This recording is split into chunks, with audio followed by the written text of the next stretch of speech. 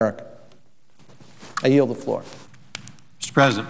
Senator from New Hampshire. It's an honor and privilege to join with the Senator from North Dakota and the Chairman of the Budget Committee on this initiative. We've worked on it for a while, and we've now come to the position of having a piece of legislation which accomplishes the goals as they've been outlined by the Senator from North Dakota, and that's good news. And the really outpouring of support here in the Senate, over 31 co-sponsors in just a very brief period of time, is a sign that there's a willingness to move in a bipartisan way in this area, and that's good news. Because right now, for this country, after the possibility of a terrorist getting a weapon of mass destruction and using it against us somewhere here in the United States, the single biggest threat that we have as a nation is the fact that we are on a course towards fiscal insolvency. You can't get around it. You can't get around it. If we continue on the present course, this nation goes bankrupt. We're already seeing the early signs of it, and the early signs are devastating enough. We're seeing some of the nations who lend to us, and remember, we're a debtor nation now of massive proportions. Some of the nations who lend to us saying, oh, hold on, you folks are not being responsible, especially about your out-year debt. We even just yesterday or 2 days ago saw one of the major rating agencies in the world, Moody's, say that England and the United States now are going to be put in a special category relative to the rest of the industrialized world because their fiscal situation is at such risk and they're not managing their fiscal house correctly. We know, as the Senator from North Dakota has outlined so correctly, that really within 10 years, maybe even sooner, we are going to get to a point where our debt has gotten so large we simply can't pay it. Or if we have to pay it, we're going to have to do some extraordinary things to do that, such as inflating the currency or raising taxes to a level where we reduce productivity and reduce the opportunities of jobs in this country. It's like a dog chasing its tail when you get your debt to a certain level. When you've spent so much more than you've taken in, and you've promised so much more than you can afford to pay, and your debts get to such a level, when you're a nation, you only have two choices. You inflate the currency and destroy the quality of people's lives by destroying the value of their savings and putting in an inflation economy, which is one of the worst things that can ever happen to a country, or you have to radically increase your tax burdens to levels which are simply going to choke off the capacity of the nation to create prosperity because people aren't going to be able to be productive. And you'll start to lose tax revenues as a result of that. So this is not a theoretical case. This is no longer something that's over the horizon. This is directly in front of us, this problem. Directly in front of us. We're hearing it from the people who lend us money. We're hearing it from the rating agencies, and we know it from just an intuitive common sense. Most Americans know this problem is extraordinary. So we got together and we thought about this for a long time, worked on it for a long time, and yes, regular order should take care of this, but it won't. We know that. We know that because we've seen what happens. When you put an idea on the table that deal with any of these major entitlement programs, which are affect so many people in such a personal way, immediately those ideas are attacked and savaged and misrepresented and exploited and exaggerated and hyperbolized by the various interest groups which populate this city and, unfortunately, parts of this country for the purposes of making their political agenda move forward or their money-raising agenda move forward. We've seen it time after time after time when substantive good ideas have been put on the table to try to correct this fiscal imbalance by dealing with the questions of Social Security and Medicare. We get clobbered.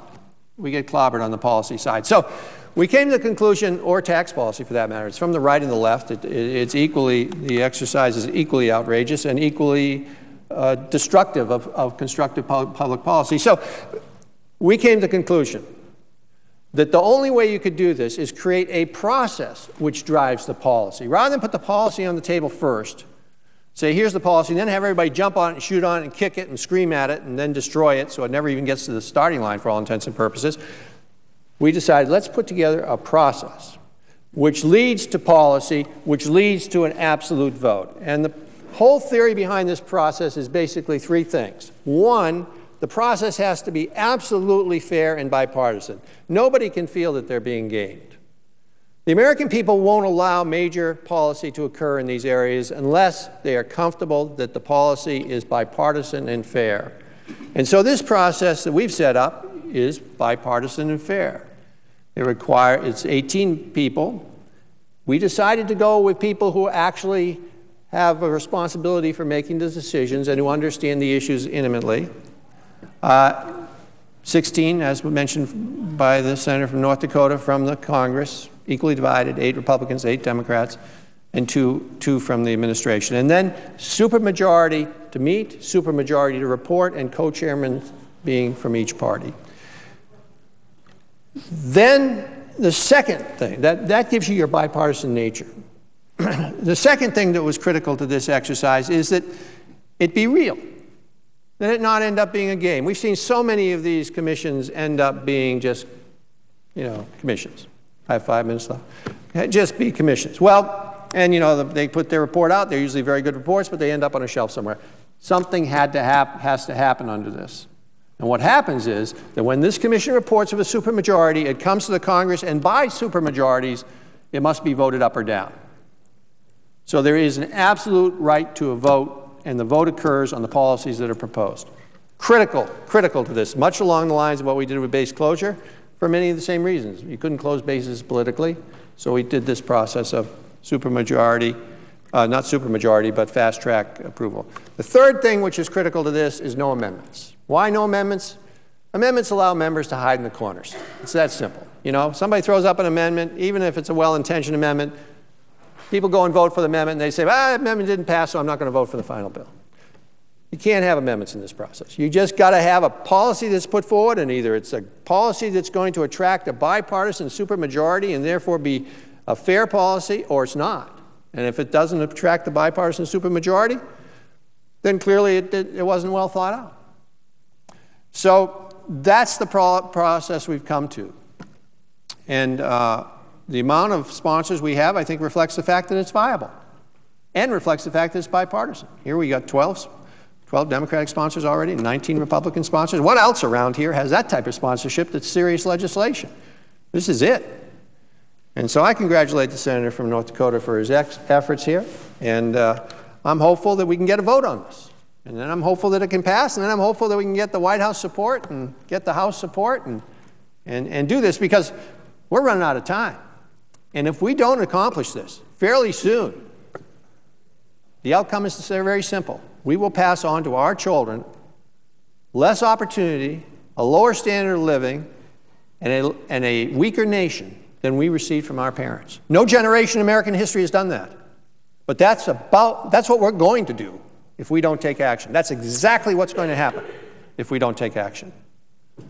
How can one generation do that to another generation? In American history, it's never happened. This is an opportunity to avoid us having that occur, or at least to help avoid having that occur.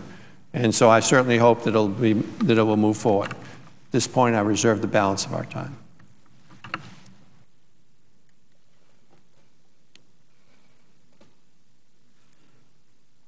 Mr. President, how much time remains on the 20 minutes that have been allocated to us? 2 minutes and 40 seconds. And